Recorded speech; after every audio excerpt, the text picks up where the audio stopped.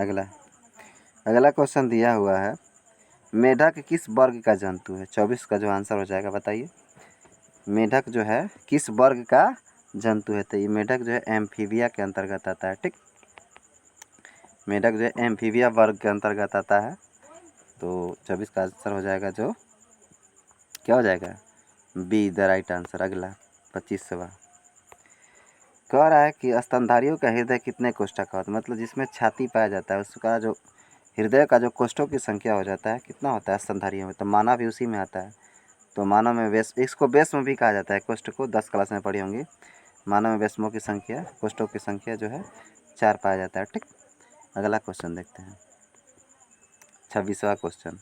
26वां question जो दिया हुआ कि स्तनधारी वर्ग में रक्त का सबसे अधिक तापमान किस जंतु में पाया जाता है? 26 का जो आंसर हो जाएगा बी, बकरी जो है रक्त का सबसे अधिक तापमान इसी का मतलब कि जब बकरी जब दूध देती है तो इसका दूध बहुत काफ़ी जो है गर्म रहता है, हीट रहता है। ठीक, भैंस से भी अधिक। तो इसका तापमान जंतु में सबसे ज़्यादा पाया जाता है बकरी का, तब स्तनधारी वर्ग का भी है। ठीक, आगे भागते हैं। अगला सवाल 27 नंबर क्वेश्चन पूछा है कि मछलियाँ किस अंग से सांस लेती है? तो नाक से तो लेती नहीं है, त्वचा से लेती नहीं है, मुंह से लेती नहीं है, तो गिल्स जिसको फेफड़ा कहा जाता है, गिल्स इंग्लिश शब्द है, जिसको फेफड़ा कहते हैं। फेफड़ा से जो है मछलियाँ सांस लेती हैं। ठीक, आगे भागते हैं। 28वां क्वेश्चन है कि सबसे बड़ी स्तनधारी कौन सा है? सबसे बड़ी स्तनधारी जीव जो है कौन सा है? तो हाथी नहीं है, डॉल्फिन भी नहीं है, मनुष्य भी नहीं है, और क्या है, ब्लू व्हेल जो है सबसे बड़ी स्तनधारी जीवों में आता है। ठीक, याद रखिएगा ये सब चीज़। अगला क्वेश्चन पूछा है कि विश्व का सबसे छोटा पक्षी कौन सा है? तो आप सबको पता है कि विश्व का सबसे छोटा पक्षी हमिंग बर्ड है। याद रखिएगा, 1 नंबर का ऑब्जेक्टिव है। विश्व का सबसे छोटा पक्षी जो है हमिंग बर्ड होता है। ठीक, अगला थोड़ा सा छोटा कर लेंगे इसको। ठीक है, 30वां क्वेश्चन है कशेरुक जंतु के शरीर का सर्वाधिक कठोर भाग होता है? सबको पता है कि कशेरुक मतलब जिसमें मेरुदंड पाया जाता है, उसमें जो है सबसे कठोर भाग कौन सा होता है? तो इनेमल जो है, दांतों का जो है ऊपरी परत होता है, सबसे कठोर होता है इनेमल। दांतों में पाया जाता है इनेमल, 10 क्लास में पढ़ी होंगी आप। ठीक, अगला क्वेश्चन दिया हुआ है जो ब्लू व्हेल अभी बताया मैंने, व्हेल में श्वसन किस अंग के द्वारा होता है? मतलब सांस किस प्रक्रिया द्वारा, मतलब किस अंग से जो है ये लेती है? तो ये भी जो है गिल्स से, फेफड़ा से। मछली है फेफड़े से जो है गिल्स से अपना श्वसन क्रिया करती है। ब्लू व्हेल भी मछली है। ठीक, आगे भागते हैं। 32वां क्वेश्चन है कि आधुनिक मानव को जंतुओं के किस वर्ग में रखा गया है? आधुनिक मानव को जंतुओं के किस वर्ग में रखा गया, मतलब कि किस वर्ग के अंतर्गत जैसे बांटा गया है जैव विविधता में, तो इसको किस वर्ग में रखा गया है? तो इसको जो है प्राइमेट्स में रखा गया है, क्योंकि इसमें इन लोगों का जो है मासिक स्राव होता है और मासिक स्राव के दौरान ही जो है ये लोग जो है गर्भाशय में बच्चा पलता है और सारी प्रोसीड होती है। तो प्राइमेट में रखा गया। नॉन प्राइमेट में गाय भैंस को रखा जाता है। ठीक, तो प्राइमेट्स में इसको रखा गया। See the right answer. ठीक, 33 है ऊतकों के अध्ययन संबंधी विज्ञान को क्या कहा जाता है? इसमें देख लीजिए, मैं कट कर दे रहा हूँ, देख लीजिए, ऊतकों के अध्ययन संबंधी विज्ञान को क्या कहा जाता है? तो आप सबको पता है कि साइटोलॉजी जो है कोशिका विज्ञान कहते हैं, लेकिन टिश्यूज से संबंधित मतलब ऊतक से संबंधित जो है ऊतक से संबंधित कौन सा अध्ययन होता है? ठीक है, तो आप बताएंगे। तो इसको जो है हिस्टोलॉजी कहा जाता है। बताते हैं, देखिए यहाँ पर जो है ऊतक का जब अध्ययन किया जाता है, किस किताब में किया जाता है अध्ययन? तो हिस्टोलॉजी कहलाता है ऊतकों का अध्ययन। और कोशिका का जो अध्ययन होता है उसको साइटोलॉजी कहते हैं। क्या कहते हैं? साइटोलॉजी।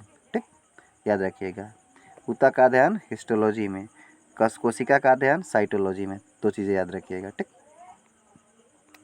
उसके बाद 34 नंबर क्वेश्चन कह रहा है कि कोशिकाओं के समूह को कहा जाता है। जाहिर सी बात है, कोशिकाओं के समूह को ऊतक कहते हैं। ठीक है, कई ऊतक मिलकर अंग बनाते हैं, कई अंग मिलकर अंग तंत्र बनाते हैं, और उसके बाद जो है शरीर का निर्माण होता है। तो कोशिकाओं के समूह को क्या कहते हैं? ऊतक। ठीक है, कोशिकाओं के समूह को ऊतक या फिर टिश्यूज कहा जाता है। ठीक है, टिश्यूज कहा जाता है, ध्यान रखिएगा। उसके बाद क्वेश्चन दिया हुआ है 35 नंबर की, पुनरुत्पादन की क्षमता किस प्रकार के ऊतकों में सर्वाधिक होती है? ठीक है, तो जिनमें उपकला पाया जाता है ना, एपिथेलियम ऊतक, उनमें जो है सर्वाधिक जो है ऊतकों का क्षमता ज़्यादा होती है पुनरुत्पादन का जो है। ठीक, तो उपकला इसका आंसर हो जाएगा। ठीक, आगे भागते हैं। 36 नंबर से जितना भी अभी क्वेश्चन कर रहे हैं बहुत ही इंपॉर्टेंट क्वेश्चन है। अगला क्वेश्चन है कि शरीर में किस ऐच्छिक और अनैच्छिक क्रियाओं को नियंत्रित करने वाला ऊतक है?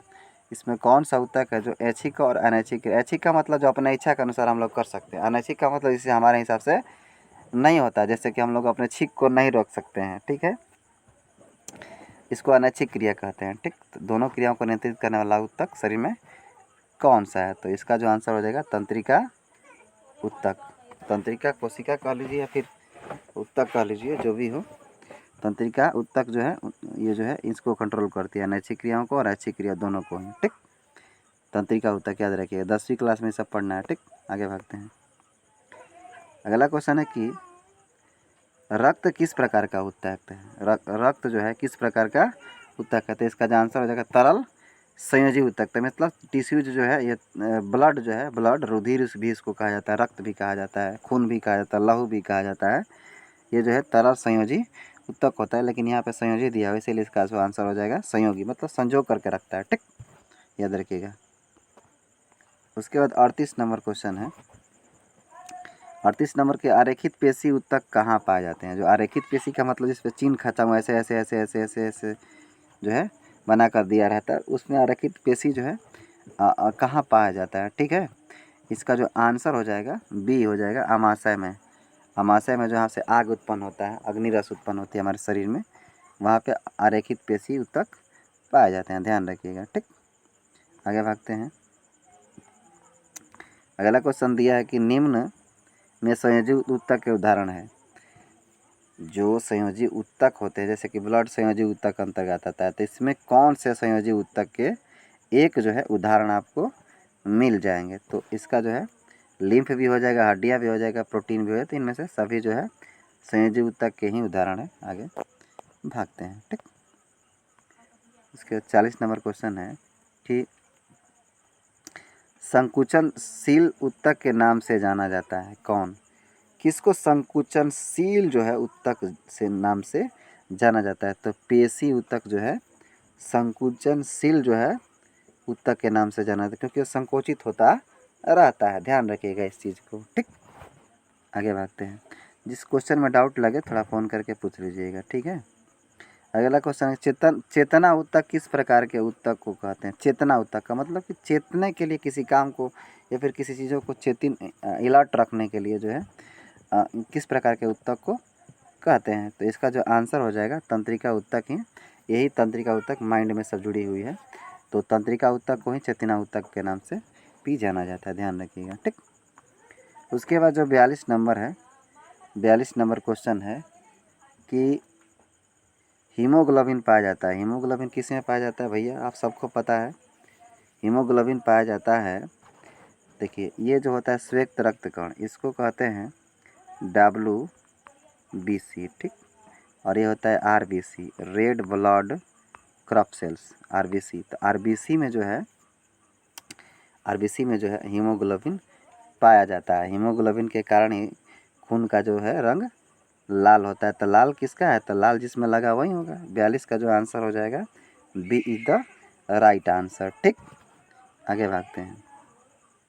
अगला क्वेश्चन दिया है कि निम्न में से किस ग्रंथि को मास्टर ग्रंथि कहा जाता है? सबको पता है कि पिट्यूटरी ग्रंथि को मास्टर ग्रंथि भी कहा जाता है, तो ध्यान रखिएगा पिट्यूटरी ग्रंथि। ठीक है, अगला क्वेश्चन है मनुष्य के शरीर में हड्डियों की संख्या कितनी है? बताइए आप।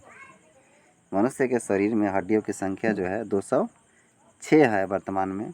मनुष्य के शरीर में हड्डियों की संख्या कितनी है? 200 जो है 6 हो जाएगा। आगे भागते हैं। अगला क्वेश्चन दिया है कि भोजन में उपस्थित शर्करा को मल्टोज में बदलता है कौन? शर्करा का मतलब जो कार्बोहाइड्रेट है उसको मल्टोज में कौन बदल देता है?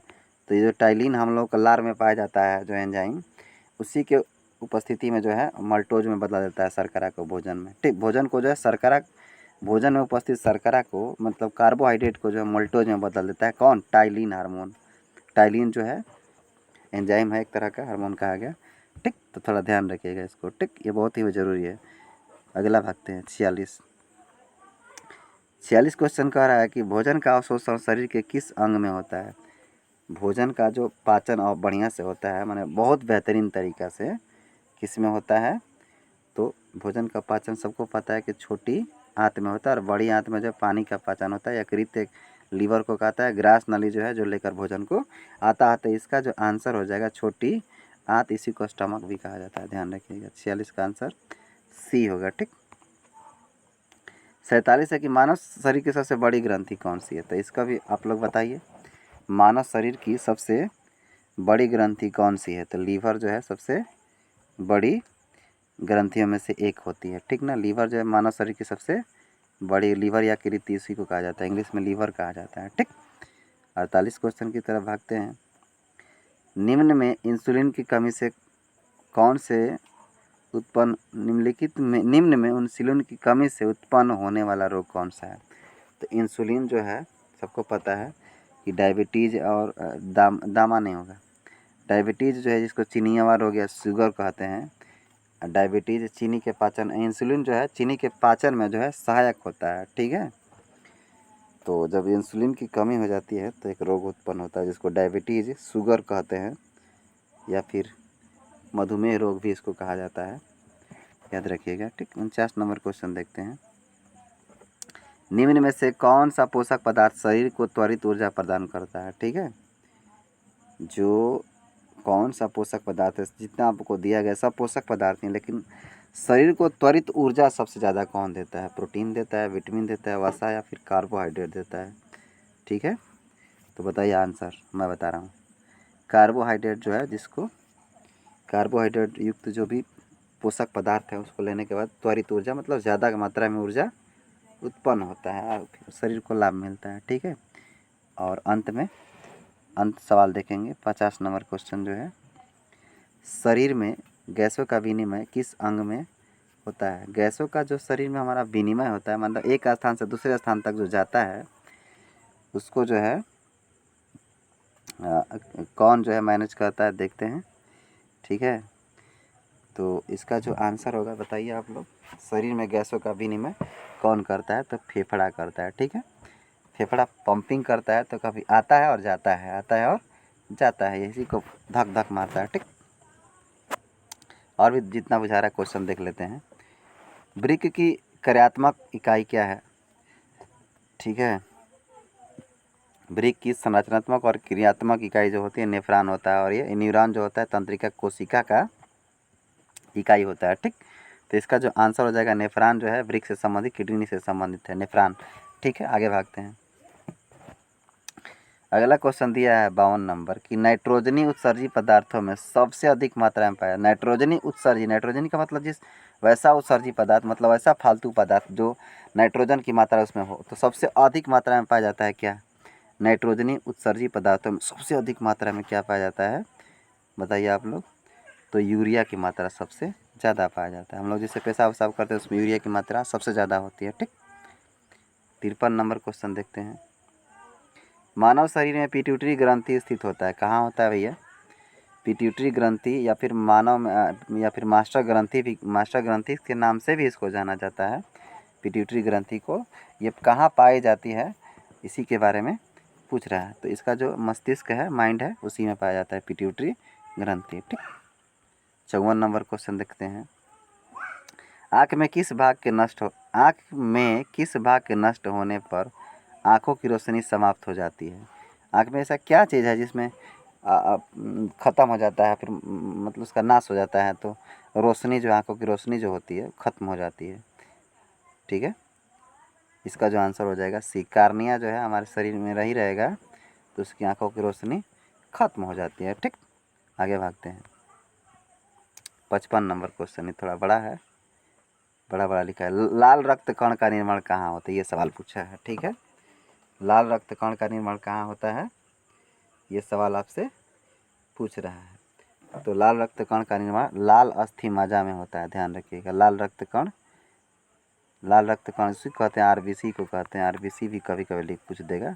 तो लाल अस्थि मज्जा में, लाल है तो लाले में रहेगा, ठीक, ध्यान रखिएगा। ये भी थोड़ा लॉजिक वाला सवाल है, ज़्यादा हार्ड नहीं, थोड़ा स्लो कर लेंगे, छोटा कर लेंगे। कशेरुकी दंड में हड्डियों की कुल संख्या, मतलब मेरुदंड जो होता है, कशेरुकी दंड जो रीढ़ की हड्डी होती है, उसमें हड्डियों की संख्या टोटल कितना होता है। ये सवाल, कितने छोटे मोटे हड्डियाँ जुड़कर बनी होती है। तो इसका जो आंसर हो जाएगा 33 कशेरुकी दंड में हड्डियों की कुल संख्या होती है, ठीक है, ध्यान रखिएगा।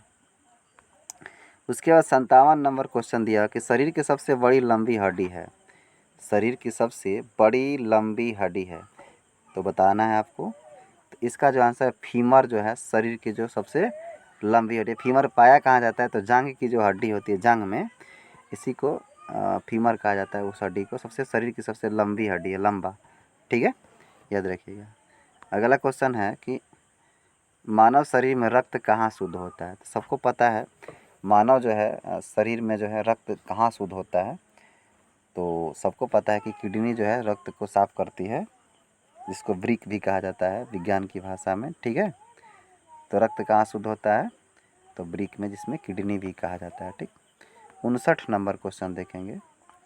मनुष्य के हृदय का स्पंदन 1 मिनट में कितना बार होता है। स्पंदन का मतलब धक धक धक धक कितना बार में करता है हृदय धड़कन। तो आप सबको पता है कि 72 बार धड़कता है 1 मिनट में, ठीक। तो याद रखिएगा, सब याद भी होगा तुम लोगों को। 60वां क्वेश्चन है, लास्ट क्वेश्चन है। 60 को क्वेश्चन कराना था, हालांकि कुछ करा चुके हैं, तो इस तरीक़ा से तो लास्ट क्वेश्चन देख लेंगे। कह रहा है कि निम्न में से किस ब्लड ग्रुप को सर्वदाता कहा जाता है। सर्वदाता का मतलब कि ऐसा कौन सा ABCD में ग्रुप है जो सबको ग्रुप जो है ब्लड दान कर सकता है, दे सकता है, ब्लड डोनेट कर सकता है।